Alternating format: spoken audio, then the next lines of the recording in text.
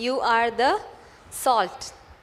At least when we see salt on the dining table, we must remember the message, right? I have been preaching about the series, You Are, right? Before week, I preached about you are the light of the world. In fact, we are the light of the world. And last week, I talked about you are the salt of the earth. We are the salt. And today I want to talk about another you are. This is what Jesus said, again, from the words that Jesus spoke in Gospel of John, chapter 15, verse 14.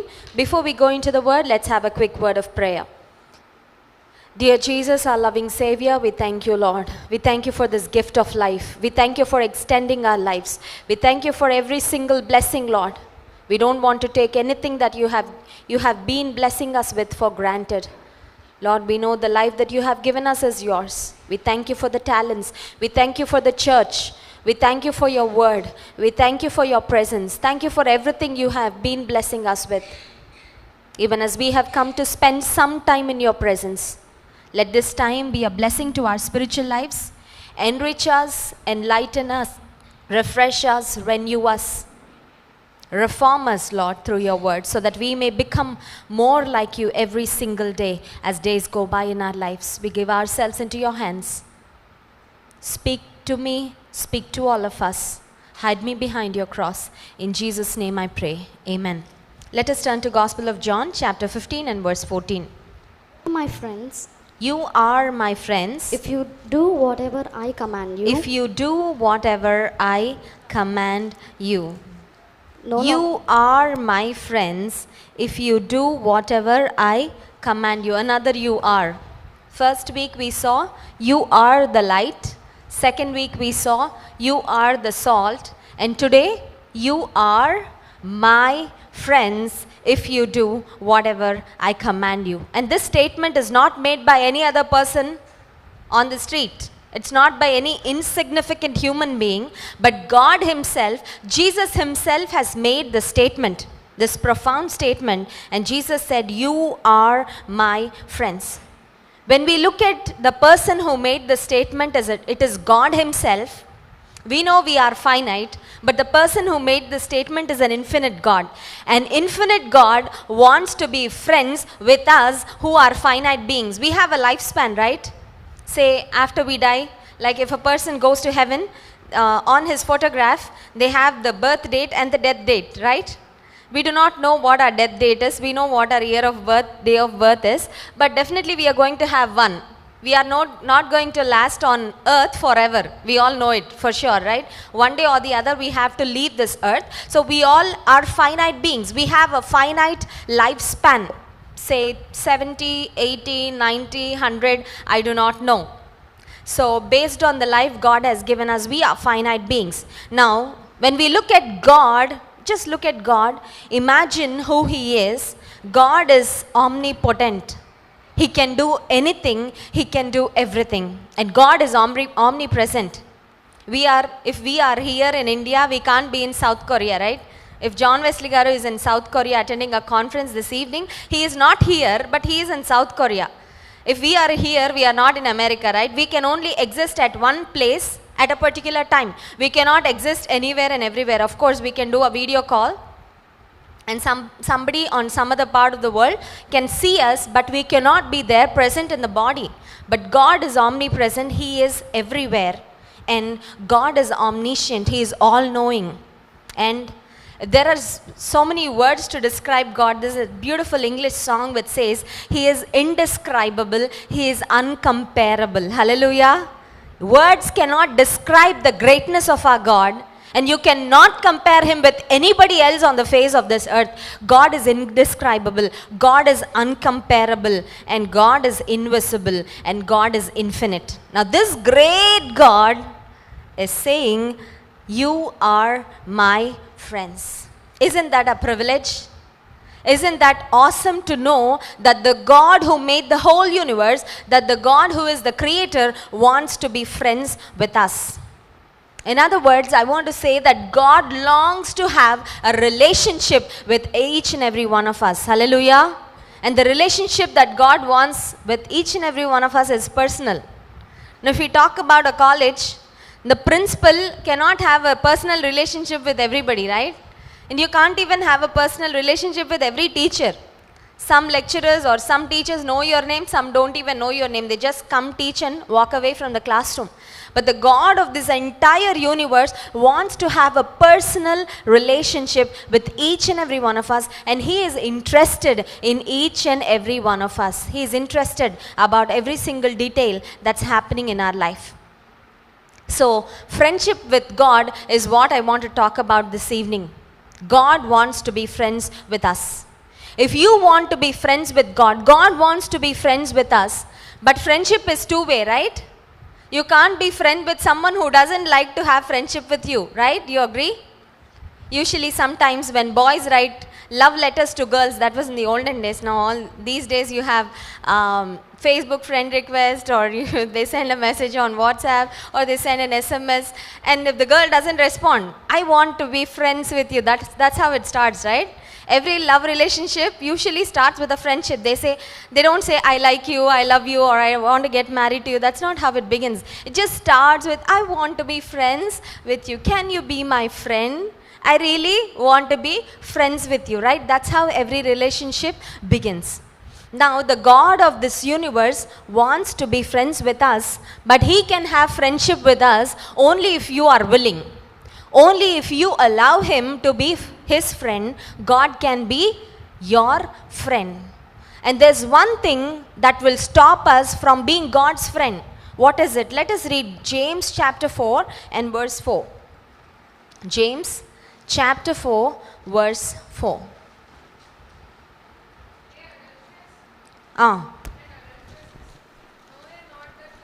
Know ye not that, do you not know that friendship with the world is enmity with God? Whoever therefore wants to be a friend of the world makes himself an enemy of God. Isn't that surprising? If you are a friend with the world, friendship with the world is enmity with God. So it simply means, if we want to put it in simple words, you cannot be a friend with God and the world at the same time. You cannot say, I have close friendship and relationship with God, and at the same time, I am also friends with the world. You cannot love the world and you cannot love God at the same time. You are either God's friend or you are a friend with the world. So friendship with the world is enmity with God. So we have to be very careful about that. When we cross-check, when we look into ourselves, when we look at what our priorities are, when we look at the time that we are spending with, where are we spending our time, our quality time every single day? If you are more interested in the things of the world, that means you are happy being friends with the world, which simply means that you are going to be an enemy with God. You cannot have a relationship with God as long as you have relationship with the world. So friendship with the world is enmity with God. In the Old Testament, there are so many men who were close to God. So when I say being friends with God, that means having a close relationship with God. There are a couple of examples in the Old Testament. For example, we know Abraham, who is a patriarch. Abraham was called as God's friend. Do you know that? Abraham was called not just as a father of faith, but he is also called as God's friend. And there's another example in the Old Testament. There's a great king named David, and God called David as a man after his own heart. That means David knew God's heart. If David knew God's heart, that means David had a very close relationship with God. Do you agree? You can know someone's heart only when you're close to them. You know what your daddy thinks only when you observe him carefully, only when you watch him carefully, only when you're close to him, right? So David is called as a man after God's own heart. He was close to God. And in the Old Testament, we also see a man called Enoch. Enoch, in the book of Genesis, the Bible says Enoch walked with God for 300 long years. Hallelujah. Isn't that surprising? It definitely surprises me whenever I read that verse. For us to walk with God, say some of us have this testimony. I have accepted Jesus as my personal savior when I was 20 years, or I accepted when I was 14. Some of you may say, I accepted Jesus when I was 20, when I was 25, when I was 30, whatever. Say for example, if you have accepted Jesus as your personal savior when you were 30 years, and then if you lived for 80 years, that means how many years you have walked with God? 50 years, right? Walking with God for 50 years is huge. And we all have this graph, right? If we mark our spiritual life in the form of a graph, it is like zigzag, zigzag, zigzag. Sometimes you're up, sometimes it's down, sometimes it's up, sometimes it's down. On Sunday it's up, on Saturday it's down.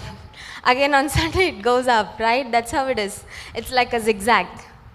So Enoch walked with God. He constantly walked with God. He had fellowship with God. He had a relationship with God for 300 long years. And in the Old Testament, we also see a man called Moses, who was the leader that God chose. Moses also had fellowship with God.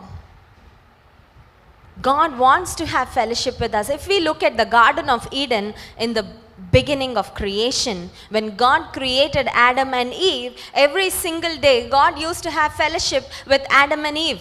But you know what happened? God gave only one rule. Only one rule. He said, you can eat of all the trees in the garden. You can enjoy. You can do whatever you want to do. There are no restrictions whatsoever. But you must not eat of that one tree. Let me ask you this question. Is having so many rules like difficult, or having one rule difficult? So many rules is difficult, right? Too many rules makes life hard. You should not do that, you must not do this, you must not do that. But when God created Adam and Eve, He gave them only one rule, only one commandment, only one rule. He said, do whatever you want, enjoy yourself, be happy. Eat whatever you want except from that one tree. But they broke that one rule, and that's how sin entered into the world. So I can say it's not about how many rules you have. It is about whether you have a heart to obey or not. If you have a heart to obey, it doesn't matter whether there are 100 rules or one rule. If you have a heart of disobedience, even if God gives you just one rule which is very easy, you will still break that rule. So, sin broke the relationship between God and His people. And God had to send Adam and Eve out of the Garden of Eden. They were banished from the Garden of Eden because of their sin, because of their disobedience. So, today I want to talk about how we can be God's friend and why we must have God as our friend. Why we must have God as our friend. Let us read Romans chapter 5 verses 10 and 11. Romans chapter 5 verses 10 and 11. For if when we were enemies, we were reconciled to God through the death of His Son, much more, having been reconciled, we shall be saved by His life. And not only that, but we also rejoice in God through our Lord Jesus Christ, through whom we have now received the reconciliation. Through Jesus Christ, we have our relationship restored with God. Previously, the relationship between God and man has been cut. Why? Because of sin, because of the disobedience that we did against God. The relationship between God and man has been disconnected. And in the Old Testament, we know there were prophets, or there were priests who went into God's presence, took the message from God, and came back and shared with God's people. But in the New Testament, we see that Jesus Christ, after He came into the world, after He died on the cross, He restored the relationship between God and His people. On the cross, Jesus said, the relationship between God and His Father has been cut. My God, why have you forsaken me? That is the statement that Jesus made from the 7 words that Jesus spoke on the cross. This is one of those words. The relationship between Jesus and His Father has been cut. You know why? Jesus wanted our hand to be kept in God's hand. Jesus made that reconciliation between God and us. And in that process, He died for us. his relationship with the Father has been disconnected on the cross just to make us and God as one, so that we can restore our relationship back with God. Let me tell you something. If you want to be God's friend, you cannot buy a relationship with God. Can you buy it? Like a ticket? You can buy a train ticket, you can buy a flight ticket. Can you buy your relationship with God? Definitely no. Can you earn your relationship with God? Can you do something and get God's favor so that you can be his friend? No. You cannot buy it, you cannot earn it, and definitely you cannot bribe God. Can you bribe God? Balakinda chetulu. Give God some money and ask him, please be my friend. I know I'm unworthy, but please, can you please be my friend? I mean, that's not how it works. But we can definitely receive God's friendship because it is a free gift that he is giving us. Hallelujah. All we have to do is just receive it, because Jesus said, you are my friends. He didn't say you were my friends. He didn't even say you are going to be my friends. It is not in the present tense, not in the future tense, but it is not in the past tense or the future tense, but it is in the present tense. Jesus said, you are my friends. If you are willing, he wants to be your friend. Now, why must we be God's friend? Or why must we have God as our friend? If you look at the friends we have, if you have finished your schooling, you have friends in school, school friends. You have finished your college, you have college friends. In your professional life, you have your own friends. In your workplace, you have friends. In your neighborhood, you have friends. In your relatives, you have friends. But of all the friends, let me tell you, your friends may cheat on you, right? Your friends may cheat on you. Your friends may walk away from your life one day. They may say, I want to be your best friend forever for the rest of your life. And one day if there's a problem, if there's a conflict, your friends may just walk away from your life. They may say goodbye. Unfriend on Facebook. And then that whole day you are crying all day, right? You feel as if you lost your whole life. And let me tell you, the friends of this world, they may hurt you one day. Your friends will hurt you, or your friends may hurt you. They may walk away from your life, and they may cheat on you. They are not someone whom you can trust. Sometimes if you share all the secrets in your life with your friends, one day you lose their friendship, all the secrets are out, right? They start talking about your secrets with everybody else in the college or with everybody else at your workplace. But why must we have God as your friend? You know why? Because he is the most trusted friend of all friends that we can find on this earth. Hallelujah. He is the most trusted one. This is a beautiful English hymn which says, what a friend we have in Jesus, all our sins and griefs to bear. He bears you. That is the greatest thing about having Jesus as your friend. He just bears us. Sometimes your mom may say, I'm not able to bear you. భరించలేకపోతున్నా నిన్ను. You know, that's what your mother says sometimes. ఒరే నీ అల్లరి భరించలేకపోతున్నాను రా. The best part is God bears all our pain. God bears all our sin. He bore our sin on the cross already. He bears our worries. He bears our burdens. And he is the most trusted friend ever that you can find on the face of this earth. And you know the very reason why God has created us? He didn't create us for no reason. He didn't create us just because he wanted some human beings on earth. He didn't just create us to fill up this earth, take some space, live somewhere with some name, live a aimless, purposeless life and then die one day. No. That is not the reason why you and I were created. God has created us for a reason, and the reason why God has created us is that you and I can have a fellowship, that you and I can have a friendship, that you and I can have a relationship with him. Hallelujah. So why we must have God as our friend? Because he is the most trusted friend that you can find, and that is God's will for our life. It is the very purpose why God has created us. God has created us. The purpose why God has created us is to have fellowship with him.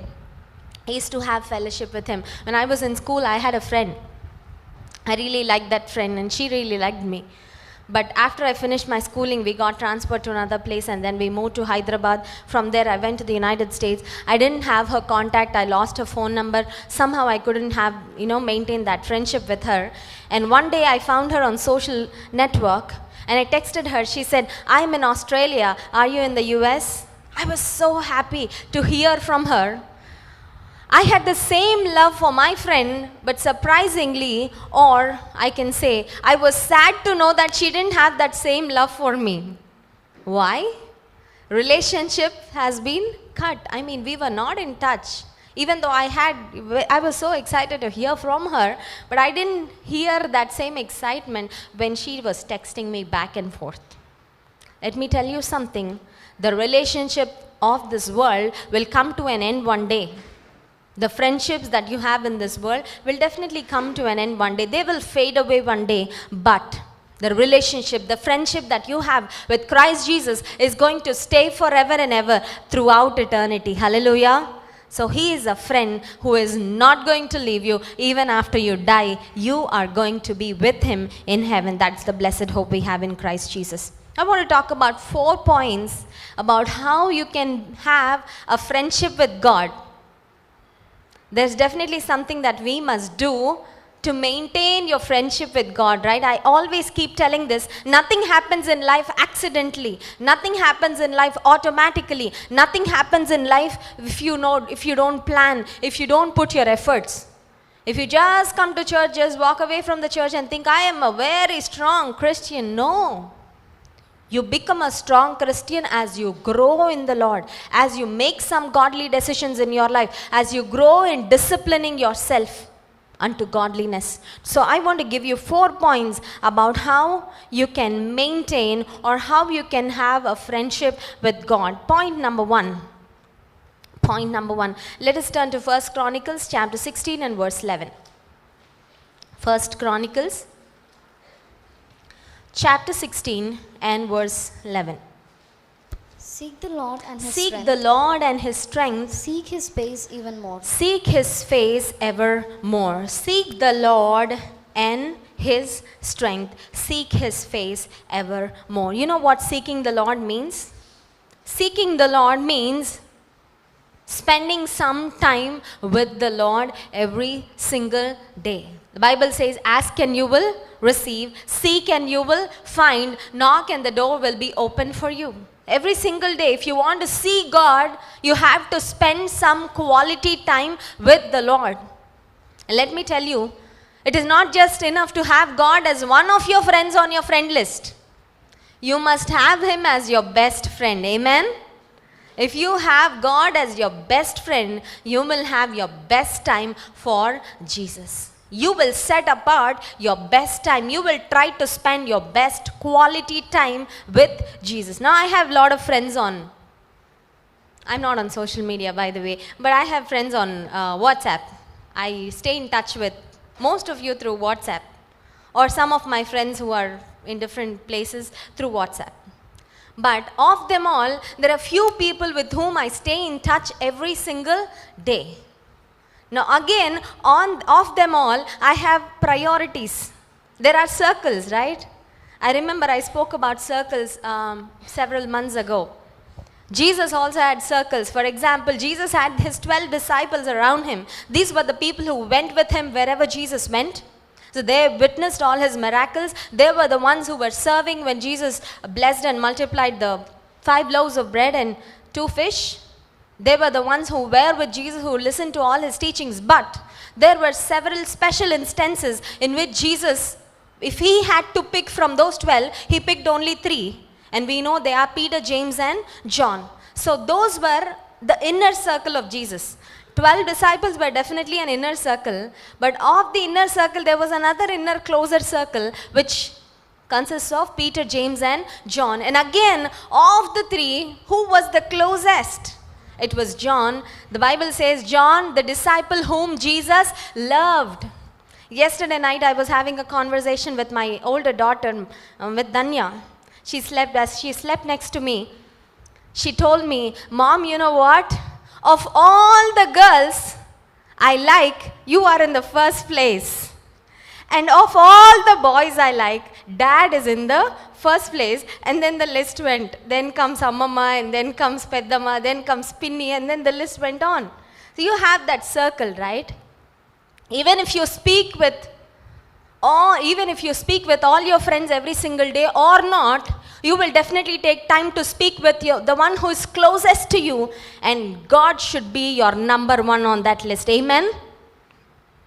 He must be your best friend. So you spend your quality time with him. Take time every day to speak to him, to have a conversation with him, to share all your griefs, to share all your pain, to share all your burden, to share what's going on in your life.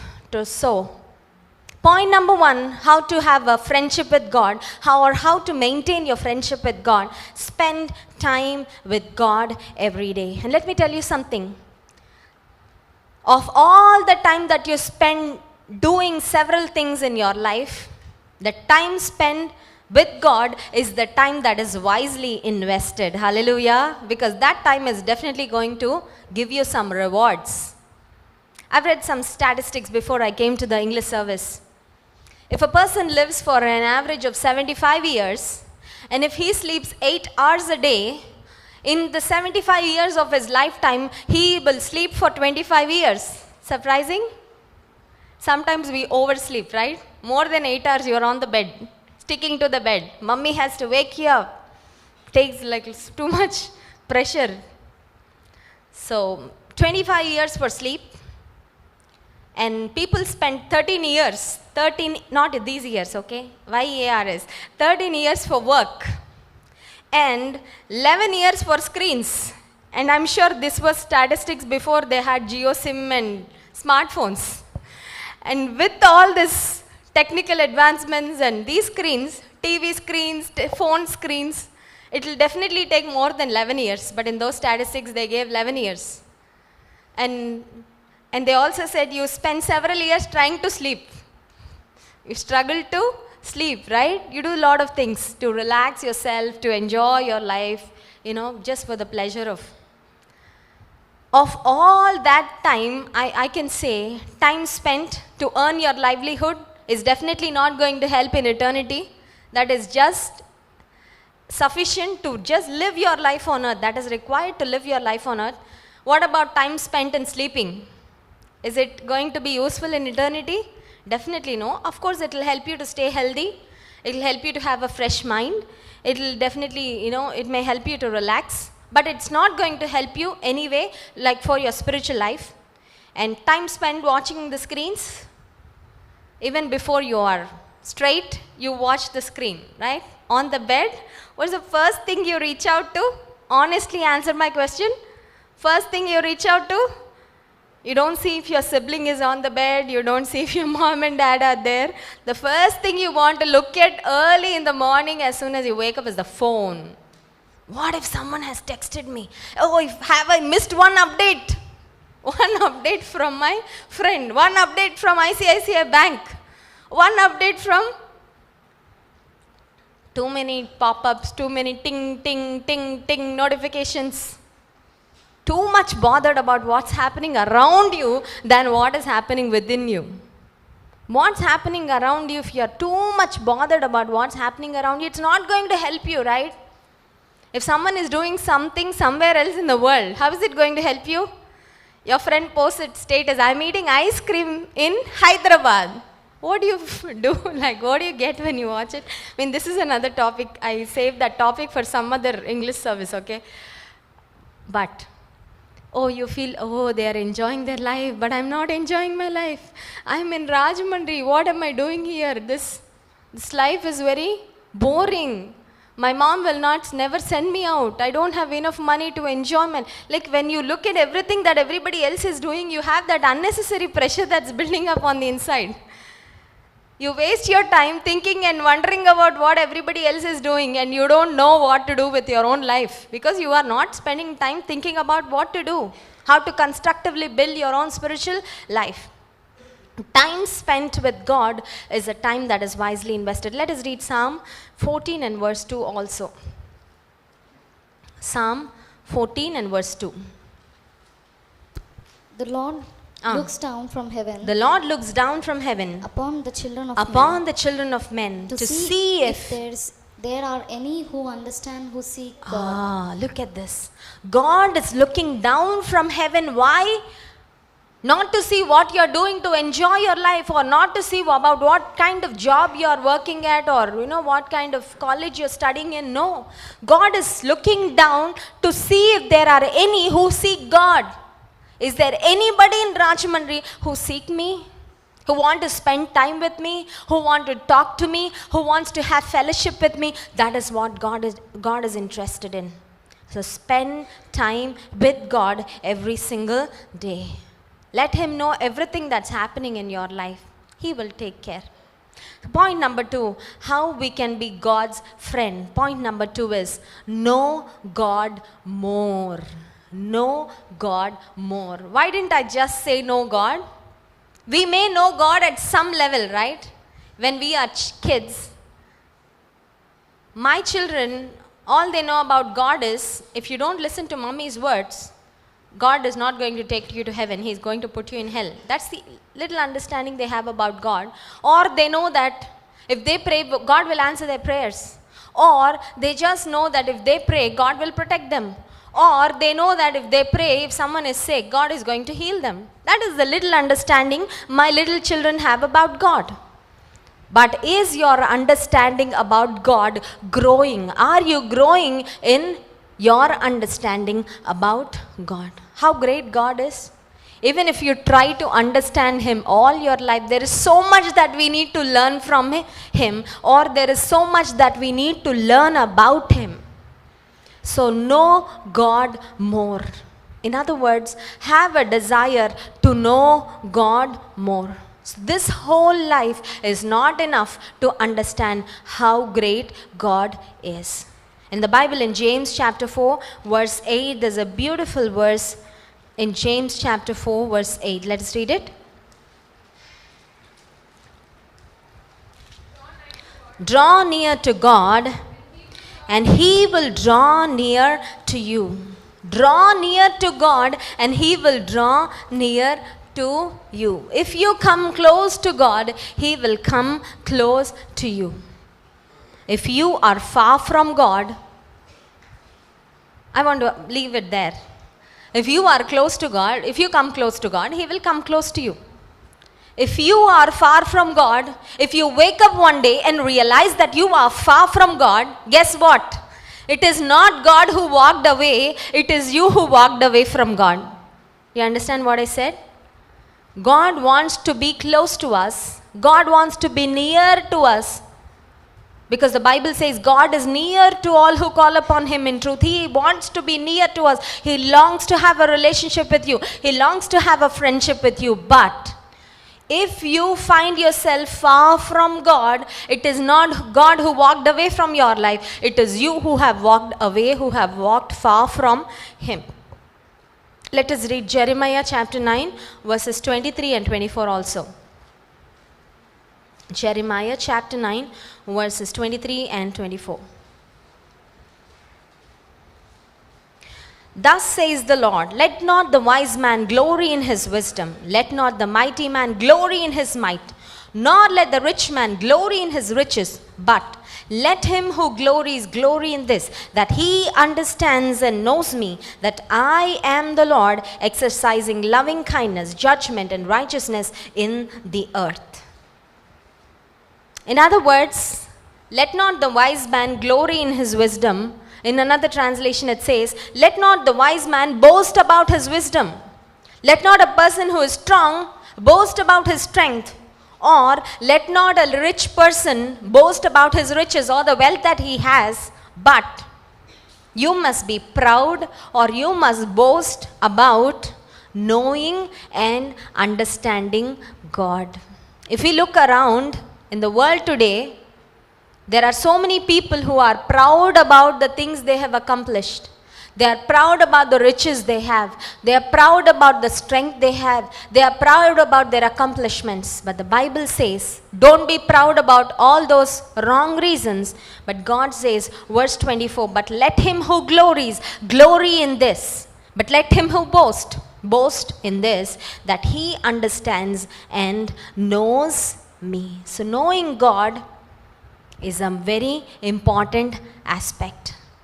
I do not know what your understanding was about God when you first accepted him as your personal savior. Have you known God better than how much you know about him when you were born again? Do you know God better than how much you knew about him yesterday? So when I say knowing about God, doesn't just mean knowing him in your brain. Do you know him in your heart?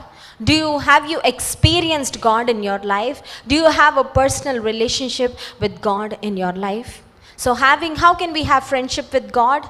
How can we maintain friendship with God? Point number 1, spend time with God. Point number 2, know God more.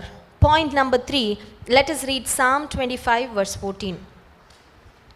Psalm 25 verse 14. The secret of the Lord. The secret of the Lord is with those who fear him. Is with those who fear him. And he will show them his covenant. Does God have secrets? Of course. You and I have secrets. God also has secrets. There are certain things that he doesn't talk to like everybody. There are certain secret things that he has, but he reveals those secrets to them who fear him, and he will show them his covenant. God shares things with those, in other words, God shares secrets to those who fear him.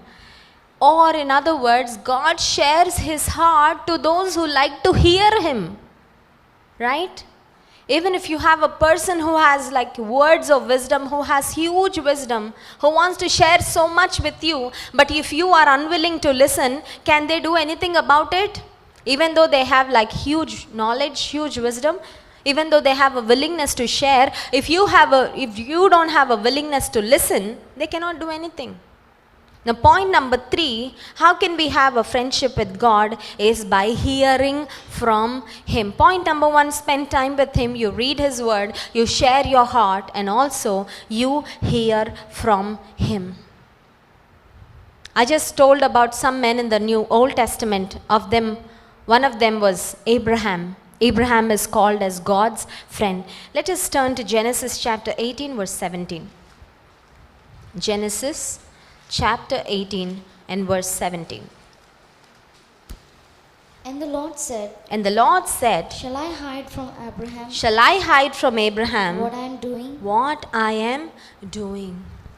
Now God's anger burned against Sodom and Gomorrah, the two cities which committed sin against God. When God was angry, he wanted to burn Sodom and Gomorrah to ashes. So in that instance, Abraham's cousin Lot was also in Sodom and Gomorrah, right? Lot chose Sodom and Gomorrah out of his own interest. He liked that place because it was beautiful. It looked as God's own country, God's land. Oh, it's so fertile, it's so green. We will flourish, we will be blessed if we go there. That's what Lot saw when he looked from a distance. He just looked and went. But that was definitely a bad choice. That was definitely a wrong choice that Lot made in his life. He looked and went. He saw and went. He didn't pray and go. So many times we are like that. We want to look. We want to choose what is good to the eyes. We don't want to choose what's really good in God's sight, or what is good in the heart. When you pray, what is God talking about it? Before you make any decision in your life, don't just seek. Seek in God's presence for his will, and that would definitely be a good decision if you seek in the presence of God and then go forward. Now, Lot chose Sodom and Gomorrah and he went to that place. The sin of the people of Sodom and Gomorrah was great in the sight of God. God wanted to burn it. So at that point, God thought, Abraham isn't my friend. Why will I hide something from Abraham? If you are friends with someone, you share all your secrets, right?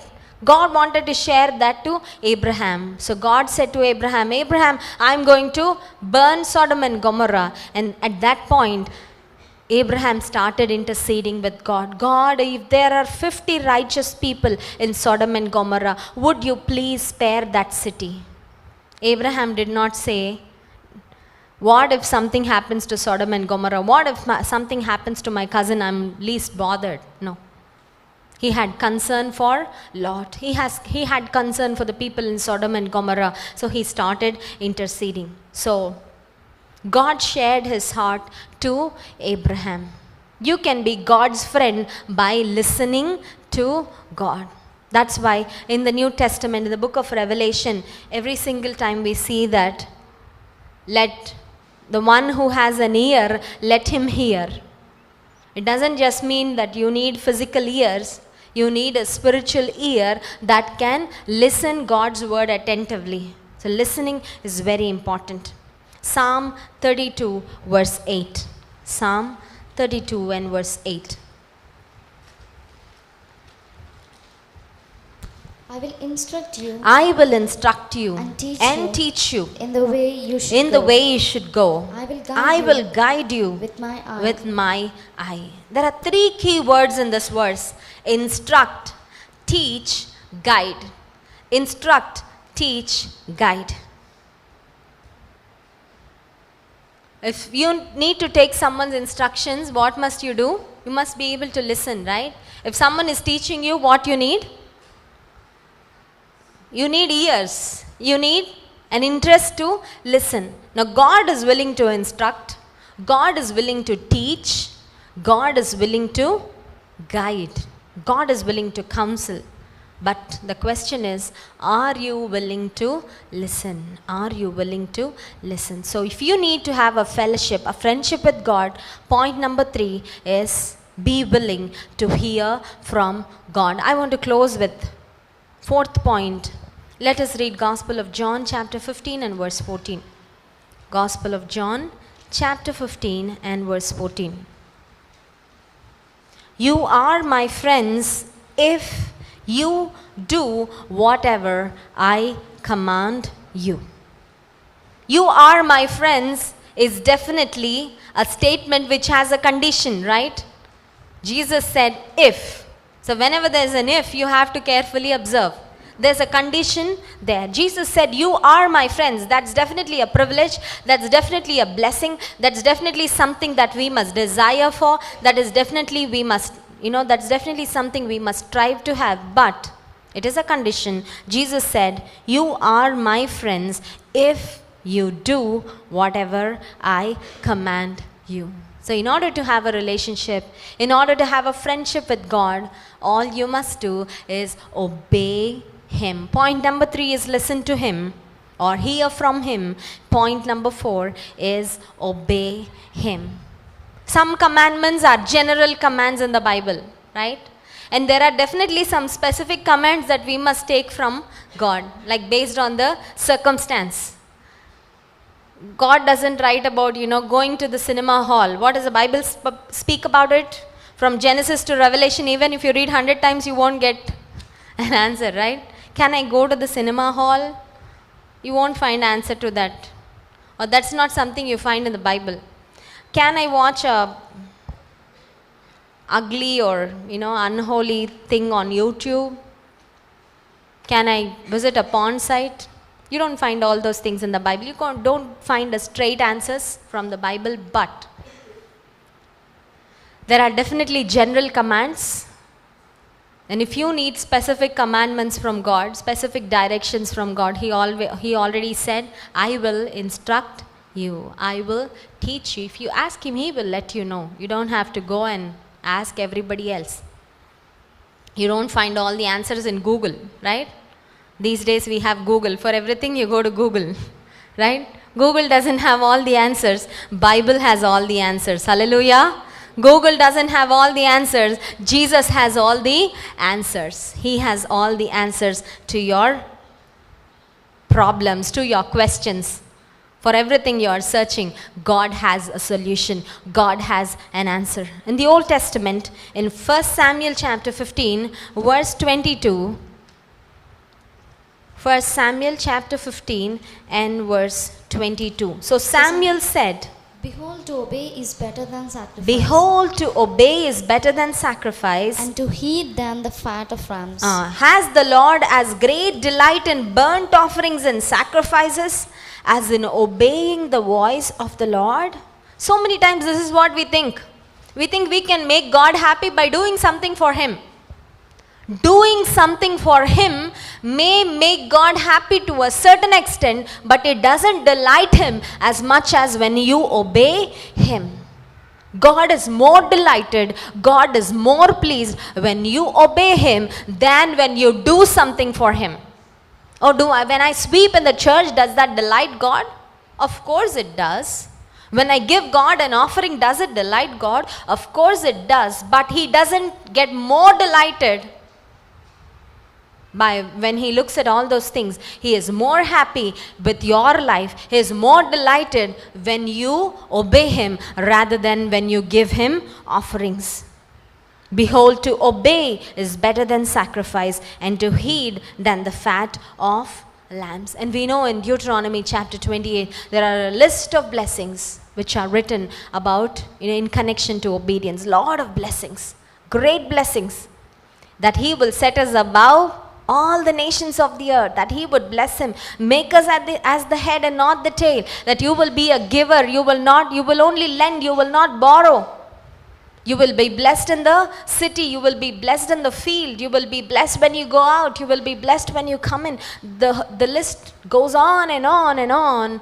But if you read verse 1, it says, all those blessings are linked, are related to obedience. If you obey God's laws, if you obey God's commandments, if you obey to the words of the Lord, you will not just be called as God's friend, you will not just have a fellowship with God, but you will also enjoy so many blessings that follow as after effects of obedience. Hallelujah.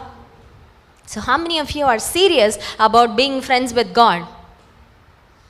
If I ask you this question, who's your friend? Some of you have a big list. I have 5,000 friends on Facebook. Wow. You know where they live? Have you seen them at least one in lifetime? Only 10 people you have seen them personally. Everybody else is. The other day I was reading a statistics. They say that there are more women on Facebook than there are like real women on the face of this earth. You understand what I said? There are more female accounts on Facebook than who really are like in person. Why? You can definitely say they are fake accounts, right? And some people are so happy. Oh, I have so many friends. You don't know how many of those are fake accounts. How many of those are trying to mislead you? How many of those are trying to cheat on you? How many of those are trying to waste your time, waste your life? No. Be wise. That's what the Bible says. Be wise. Because the days are evil. Be wise. Think about how you can redeem your time. There are so many things that can kill your time. But think about how you can redeem your time. If you spend time on social networking sites, I don't say it's a sin to be on social networking sites. I don't say it's a sin to watch YouTube. Or I don't say it's a sin to watch TV. It says definitely a sin to watch unholy things on TV. You can watch World Cup, you can watch IPL, you can watch the news. Things that are beneficial, I think ETV, Lifa, there are some health channels, right? Definitely good to watch for a relaxation. But don't watch everything and anything and everything that comes on the TV. Oh, God has given me 2 eyes. Let me watch and enjoy. No. 2 eyes given for you, not to just watch and enjoy, not to waste your time, not to waste your life. Time spent with God is definitely a good investment. Time spent with God is definitely going to benefit your life. So take time every single day to spend some quality time. I don't say just take time to talk to God before breakfast, before lunch, before dinner. How many minutes?